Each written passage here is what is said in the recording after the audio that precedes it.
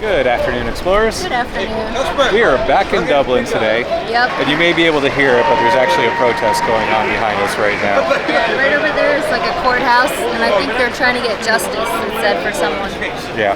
But anyway, that's not why we're here. We figured we'd go take a last little trip around the city, see what we can do. We're actually in front of the Dublin Portal today. So they can see us and we can see them. And it's really cool. It's a way to break down borders and just kind of show that we're all just human. Right. So we're waving hi to our friends back in America. Yep. All right, well, we're going to go see what trouble we can find today and come along with us. Yep.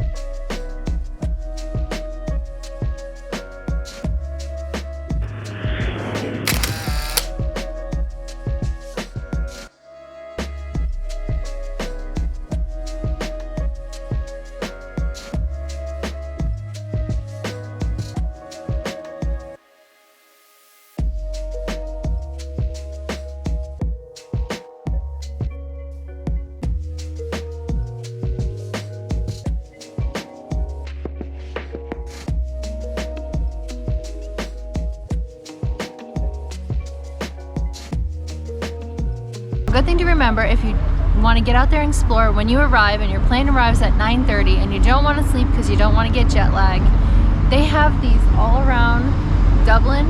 They're luggage rooms and they will hold your luggage the whole day. So you can go drop them off and then go do all your exploring and then come pick your bag up and then go to your hotel or your Airbnb.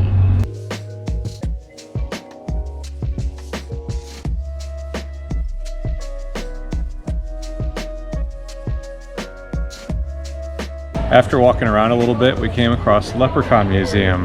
Since we're looking for kind of kitschy things to do today, we thought we'd go check it out. If you're a student or a teacher, there is a discount for you guys. We thought this was just going to be a museum where you looked at leprechaun stuff, but it actually is an interactive storytelling experience. You follow around a guide and he tells you stories. So it's going to be really cool. Let's go. I would tell you it's comfortable, but I hate lying to your faces. You are incredibly welcome. I find that when I say the word leprechaun, a certain image springs to people's heads. Actually, what do you picture when you think of a leprechaun? Anything at all? Lucky Charms? Freedom Channel right there. Looking at a leprechaun is pretty much the typical modern leprechaun. But believe it or not, they've only looked like that for about 70 years. They've an ancient history in Ireland, stretching all the way back to the 8th century. Most of our early stories are about kings and queens or gods and goddesses like the Tuatha De Danann. The king in question was the king of the northern province of Ireland, Ulster. At the time, it was ruled by King Fergus Mac Leche.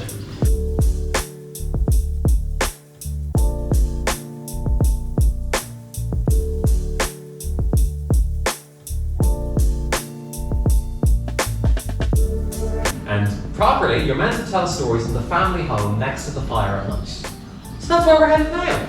I'll ask you to rise up from your pew and join me as we head through the wall.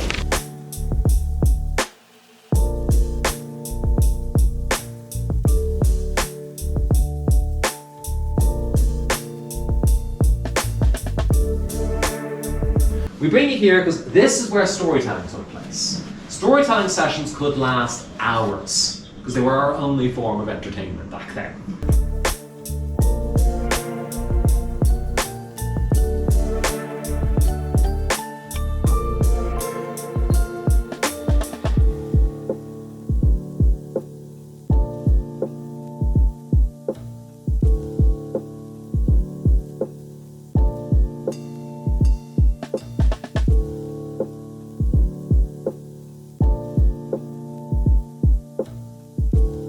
Because we're now going to abandon the comfort of our cottage and head off to the forest that night.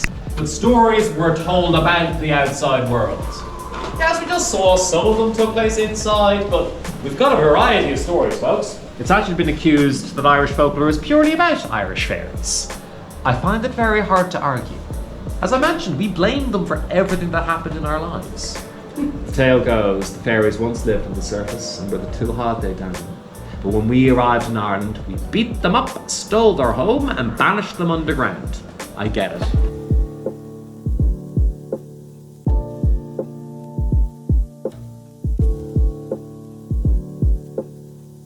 Foreshadowing complete. Join me now as we head down our very own rainbow, deep inside one of Ireland's hollow fairy.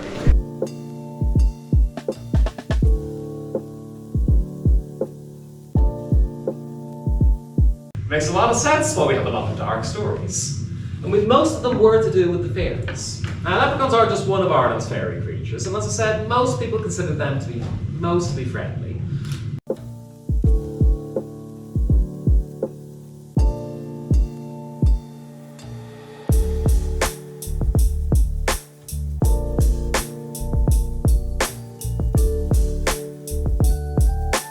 Which does unfortunately mean that is the end of the tour. All that's left for me to do is to thank you for coming and point out that something happened to you when you came down our rainbow. Now, if you haven't noticed yet, don't panic. It's only temporary, but you have to truck to the height of a leprechaun. That's why that perfectly normal sized chair behind you seems so big. And speaking of, you're welcome to try and climb on the chair and pose with it to take a photograph. Now, I say try, I mean it. It ain't easy.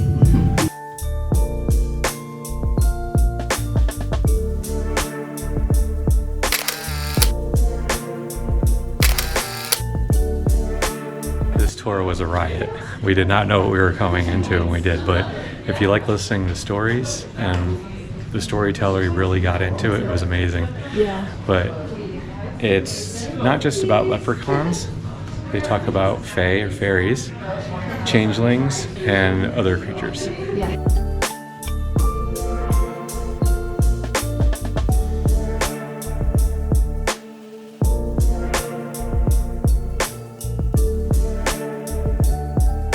We were going to a place called Featherblade. Yep, it's supposed to be a no-nonsense steakhouse. They're supposed to have really good steaks and really good burgers. Mm-hmm. Yeah, and I found steaks here, and they're pretty reasonably priced too. Yeah. All right, let's go inside and get a table.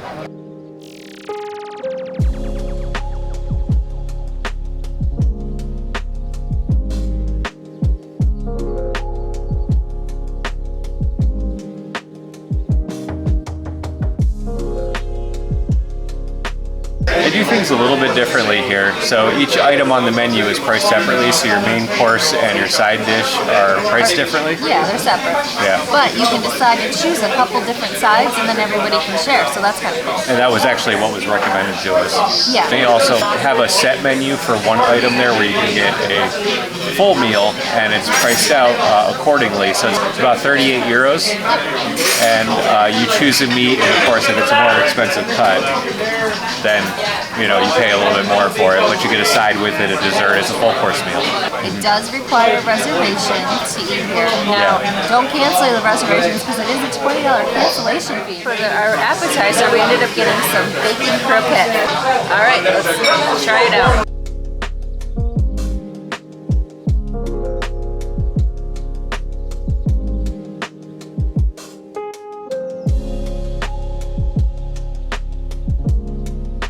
Score 1 on the appetizer. Oh my God, those were phenomenal. Oh yeah. Make sure you order them if you come here, and you might want to get more than just one order. Yeah, we only ordered 1 to split between 4 people, but you should probably order 2 if you have 4 people. Yeah, but they were delicious. Yep. All right, on to the main course. Yep. The food has arrived. It looks delicious. Smells delicious too. I mean, take a look at this.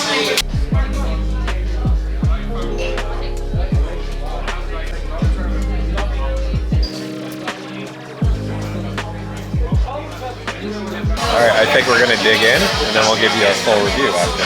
Yep.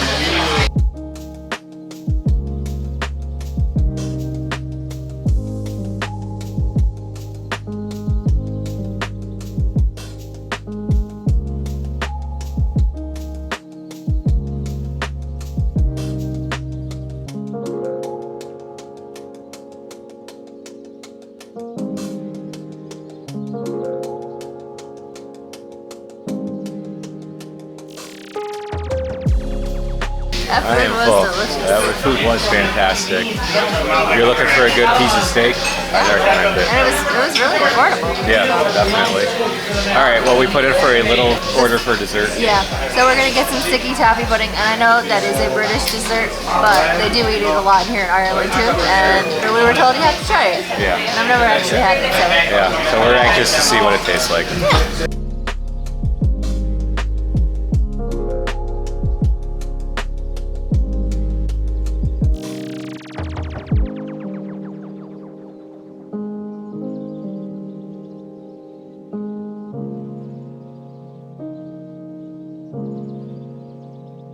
You can taste the caramel in it. Pretty good.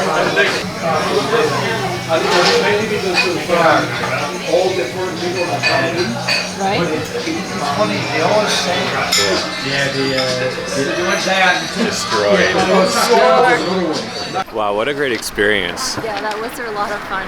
Yeah. One thing I wanted to note was that when you go to some of these restaurants now, tips aren't expected, but it is appreciated. Yeah, and so you just go 10%. Yeah. Okay, we're gonna head back to the flat, and then we are going to go check out a bar, I think.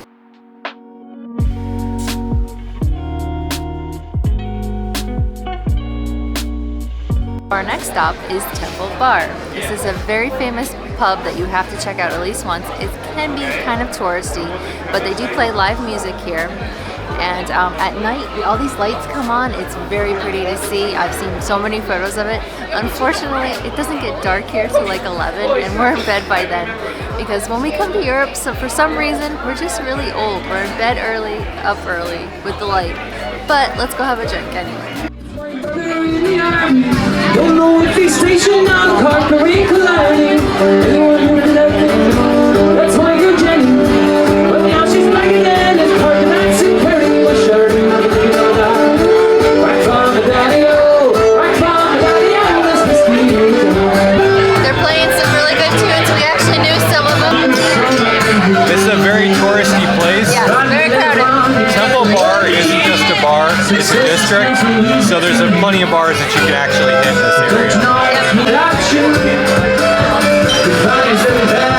Such good fun. I still love you. You know I can't believe it when you say that you don't need me. Don't. One thing, it's really hard to get tables here. We were lucky a guy was getting up and he said, hey, you want our table? So we hurried up and sat down. But for the most part, a lot of people are standing here. Yeah. If you want to listen to live music, you may be far away from the stage. It's like being at a concert. But they do have TV so you can see the artist.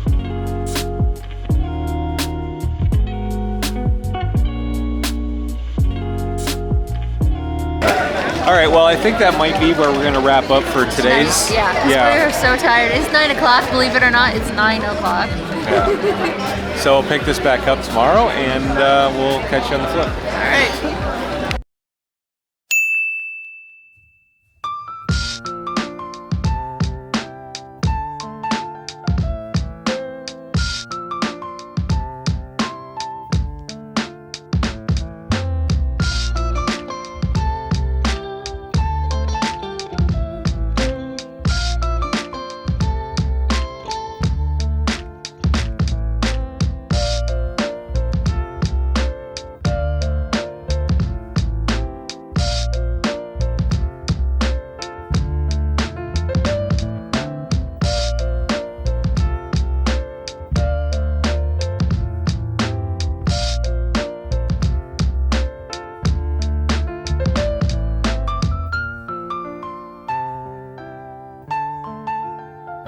Feeling a little peckish.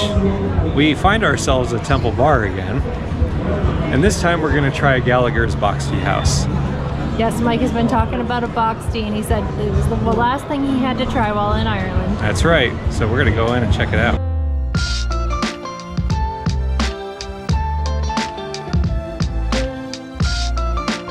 We're glad we came in, and one of the reasons we chose this place was it actually has more of the traditional Irish foods we've been told to try. Yeah.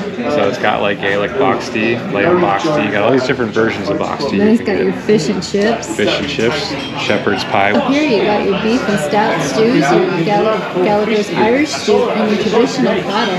Yes. And a cola can. This place was actually founded in 1988, and it looks like it's been going strong since. And that's the name of it right there.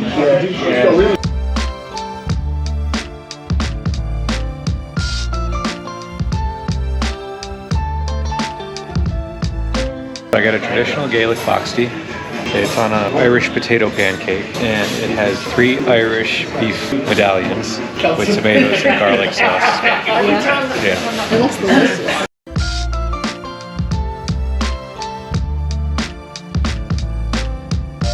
All right, Gage, how's your shepherd's pie doing? Boy, it tastes pretty good. Yeah. The texture and all that, it's really delicious. Yeah. What has it got in it? I see you put a little bit of sauce and some peas on it. Yeah, so that comes separately. Yeah. You can choose whether or not you want to put it on there. There's like a lamb, what I saw. It's got lamb in it. Yeah. Yeah.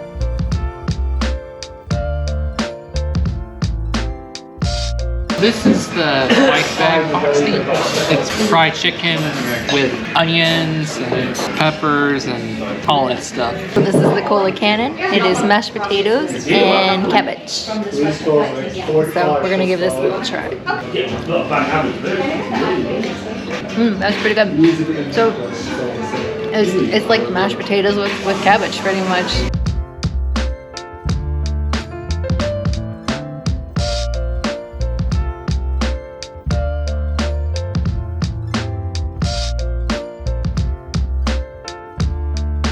So for dessert, Michael got An Irish coffee. It's supposed to be traditional coffee with some Irish whiskey in it. Is it hot or cold? Just warm. Just warm? Yeah. So is it kind of bitter like coffee is? Or? Yeah, you don't really taste the whiskey in it. Oh, okay.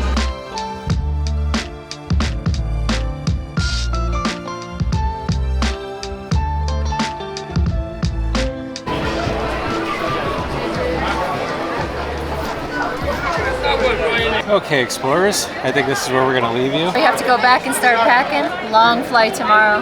Yeah, unfortunately. But our vacation doesn't really end here.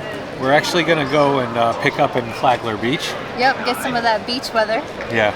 But we had a wonderful time here in Ireland. It's almost actually sad to see it go. Yeah, we're really sad now. But it's such an amazing country. If you get a chance, book the trip, come to Ireland because the food is so good, the people are awesome, the culture is interesting. It's just You learn a lot. Yes. And it's just beautiful landscape. And driving on the left was kind of fun to learn. Yeah. Kinda. Right? And we will be back because there's so much more that we haven't seen. And so much more we want to do now that we know the country a little bit better. We're going to miss this place so much. Yeah. Well, as always, thank you for coming along with us. Keep exploring. And we'll see you in the United States.